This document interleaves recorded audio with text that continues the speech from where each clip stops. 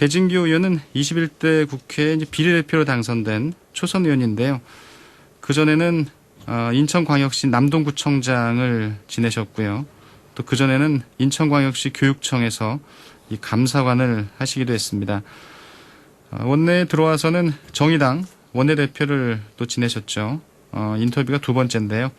이번에 정의당 대표 선거에 공식 출마를 선언했습니다. 전화 연결돼 있습니다. 배진규 의원님 안녕하세요. 네, 안녕하세요. 반갑습니다. 정의당 국회의원 배진규입니다. 예. 이제 정의당도 이제 새로운 당대표를 뽑잖아요. 네네, 그렇습니다. 예, 언제 뽑는 건가요? 22일부터 27일까지 온라인 투표로 결정을 하게 되어 있습니다. 예. 이제 선거 운동은 시작이 되었고요. 예. 어떻게 당대표에 도전하는 특별한 이유가 있을까요?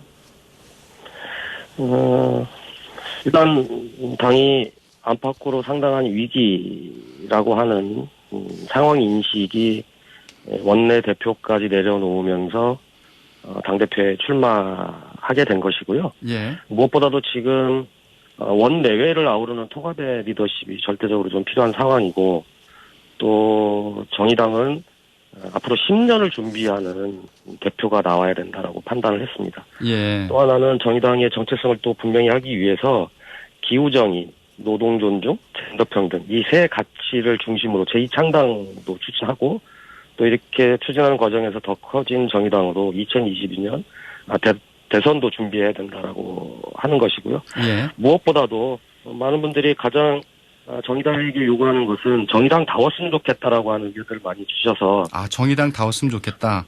네네. 예.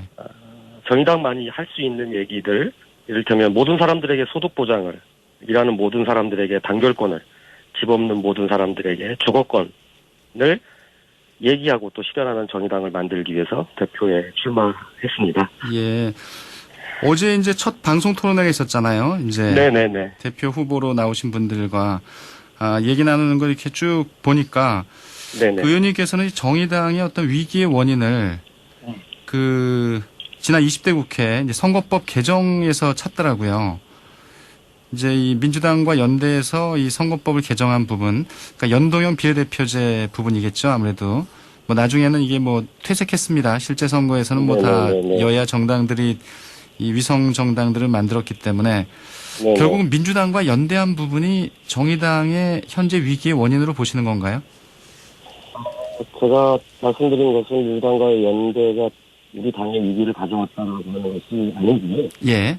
사실은 그런 연대 속에서도 정의당답게 국민의 위기 안에서 국민들과 함께 실천하고 국민들과 작은 문제라도 함께 해결해야 하는 정당으로서의 역할을 충실히 다 했어야 되는데, 예. 사실은 이제 선거법 개정이라고 하는 정치개혁 과제에 너무 몰두하다 보니까 이런 국민들의 위기에 함께하지 못한 부분에 대해서 국민들이 사실은 이번 선거에서 정당에게 채찍질을 든 것이다, 이렇게 평가를 했던 겁니다. 예.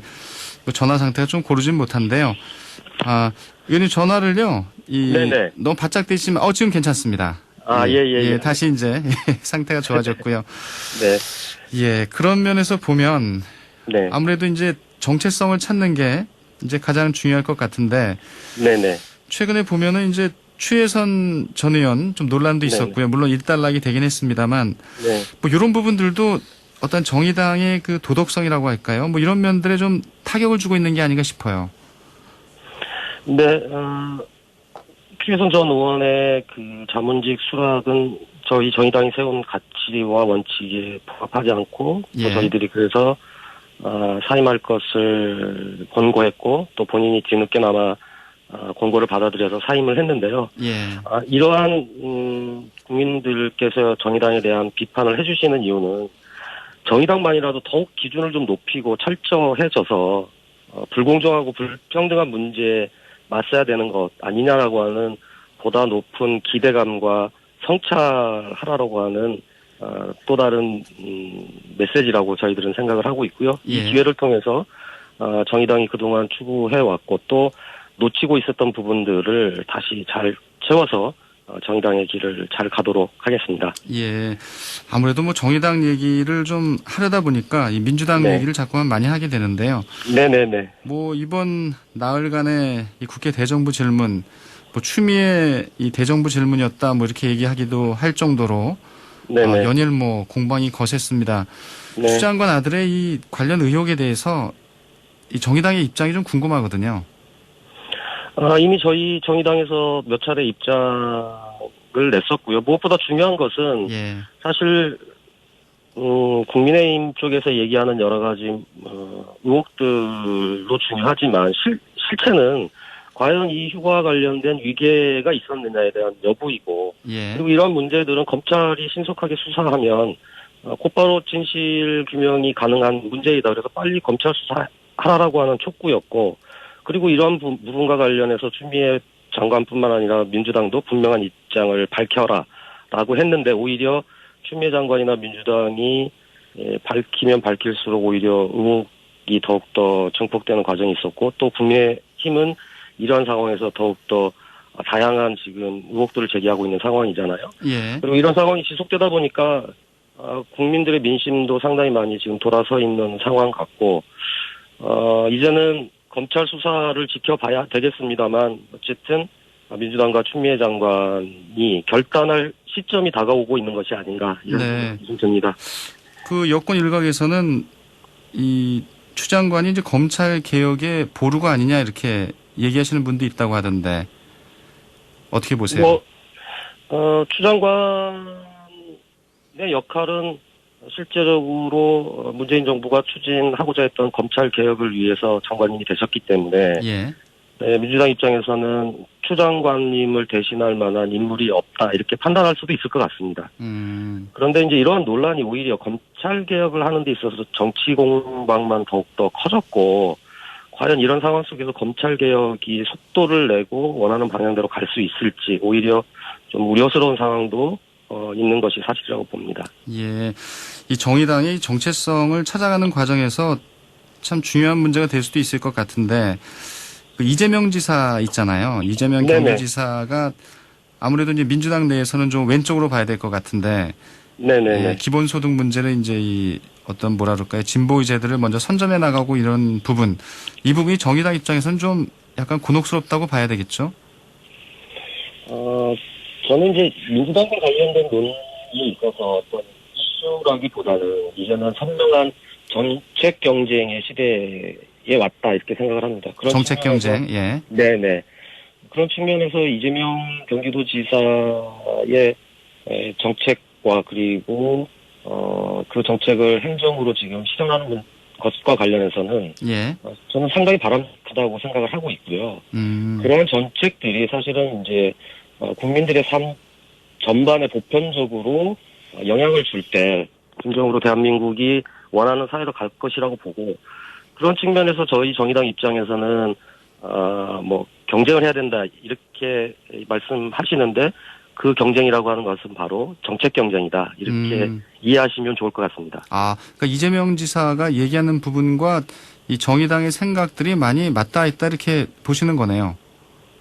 저희들이 미처 주장하지 못하는 것을 이재명 경기지사께서 먼저 주장하고 경기도 차원에서 시행하는 아주 선도적인 정책들도 있고요. 예. 또 저희들이 적극적으로 이재명 경기지사에게 국회에서 입법화되는 과정들을 실제적으로 경기도에서 우선적으로 시행해봤으면 좋겠다라고 하는 정책 제안도 저희들이 할 생각인 거거든요. 이러한 정책 경쟁을 통해서 지금 대한민국이 코로나로 인해서 더욱더 민생위기가 깊어지고 있는데 이런 위기도 극복하고 불평등 문제도 해소할 수 있다면 우리 국민들께서 바라는 그런 정치가 아니겠습니까? 네.